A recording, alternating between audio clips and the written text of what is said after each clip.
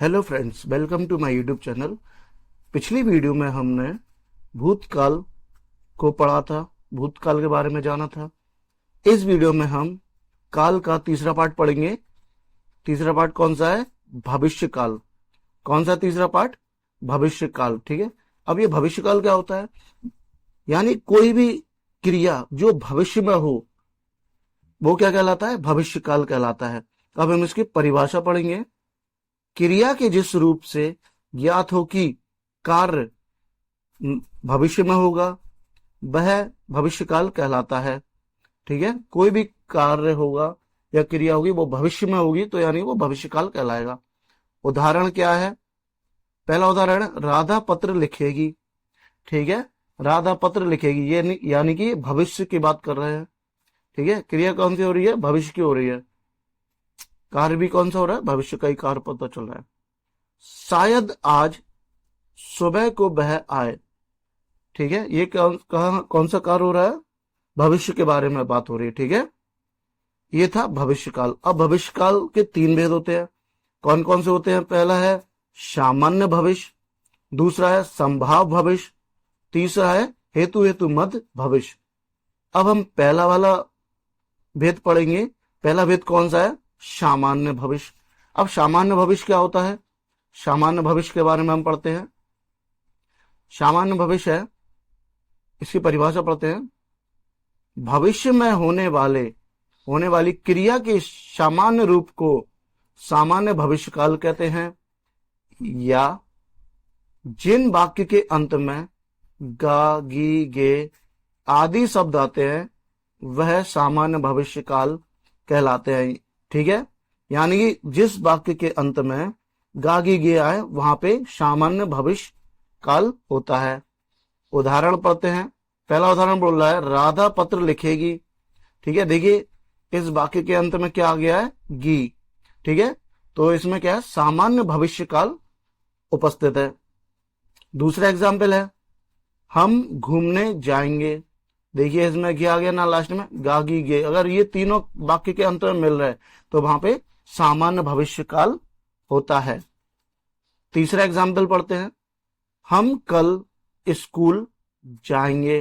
देखिए इसमें भी है। चौथा एग्जाम्पल पढ़ते हैं। आज पतंग लाएंगे। ये पतंग लिखा हुआ है लेकिन यहां पे क्या लिखना चाहिए था? पतंग। ठीक है। ये मिस्टेक है थोड़ी सी।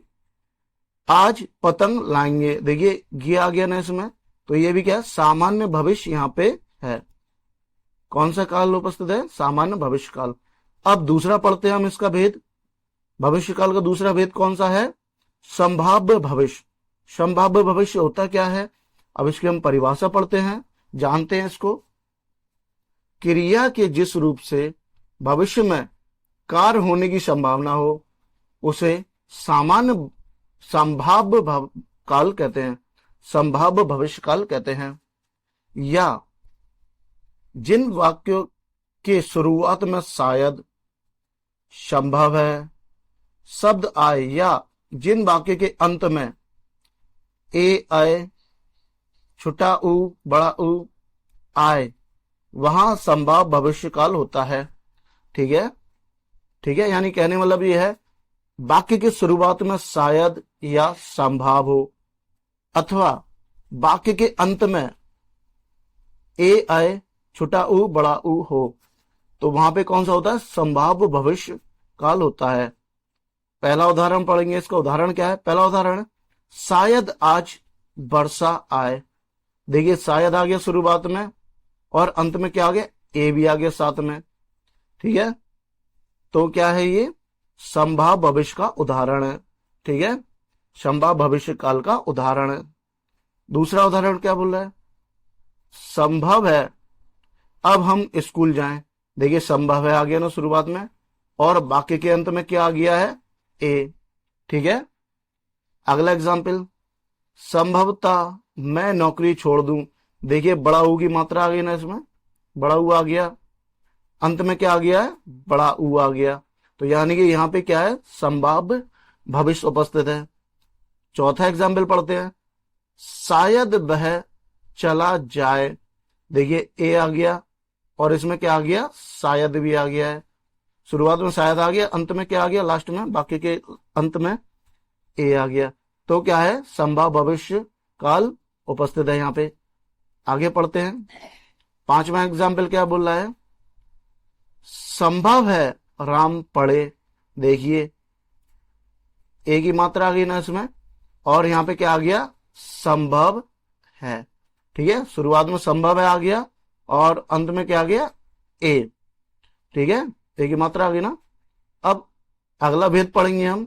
भविष्य काल का अगला भेद कौन सा है, अगला भेद है हेतु हेतु मध्य भविष्य काल। ठीक है, अब हेतु हेतु मध्य भविष्य काल होता क्या है, परिभाषा पढ़ेंगे। इसमें एक क्रिया का होना दूसरी क्रिया के होने पर निर्भर करता है। ठीक है, ये हेतु हेतु मध्य भविष्य काल के बारे में पता करता है, जानते हैं। या क्रिया के जिस रूप से किसी विशेष परिस्थिति या कारण के होने पर आने वाले समय में कार्य हो, तो वहां हेतु हेतु मध्य भविष्य काल होता है या आता है। अब इसका उदाहरण पढ़ते हैं।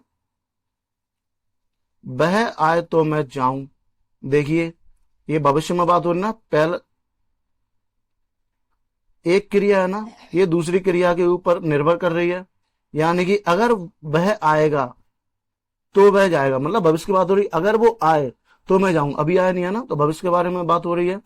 तो हेतु हेतु मध्य भविष्य काल है ना, इसमें पहली क्रिया दूसरी क्रिया के ऊपर डिपेंड है, यानी निर्भर है। दूसरा एग्जाम्पल क्या कह रहा है, वह पढ़े तो पास हो जाए। देखिए पहली क्रिया दूसरी क्रिया पर निर्भर है ना, अगर वो पढ़ेगा तभी पास होगा। ठीक है, यानी भविष्य की बात हो रही, अगर वो भविष्य में पढ़ेगा तो वो पास भी हो जाएगा। ठीक है, तीसरा एग्जाम्पल देखते हैं हेतु हेतु मध्य भविष्य काल का। यदि वर्षा होगी तो फसल अच्छी होगी। ठीक है, अगर वर्षा होगी तो फसल अच्छी होगी। ठीक है, भविष्य की बात हो रही है, अगर वर्षा होगी तभी तो फसल अच्छी होगी ना। ये हेतु हेतु मध्य भविष्य काल है, यानी एक क्रिया जब होगी तभी दूसरी क्रिया होगी। चौथा पढ़ते हैं। यदि रोहित जाएगा तो धीरज भी जाएगा। यानी रोहित जाएगा यानी जाने की क्रिया करेगा तो दूसरी भी क्रिया उसी स्टार्ट हो जाएगी, यानी दूसरी क्रिया धीरज भी जाएगा। ठीक है, तो ये क्या है, हेतु हेतु मध्य भविष्य काल है। अगला एग्जाम्पल पढ़ते हैं, लास्ट एग्जाम्पल है ये। मेहनत करोगे तो सफल होगे। देखिए अगर आप मेहनत करोगे तो एक दिन जरूर सफल होगे, यानी पहली क्रिया के ऊपर दूसरी क्रिया डिपेंड है, यानी निर्भर है ना। ये जब आप मेहनत करोगे तभी पास होगे। ठीक है, यहाँ पे कौन सा काल है, हेतु हेतु मध्य भविष्य काल। ये लास्ट वाला बहुत इंपॉर्टेंट है, सही कहा है। जब आप मेहनत करोगे तो आप जरूर सफल होगे, मेहनत कभी भी खराब नहीं होती है। ठीक है, एक दिन जरूर सक्सेस होते हैं मेहनत। Thank you for watching my video. Please like and subscribe.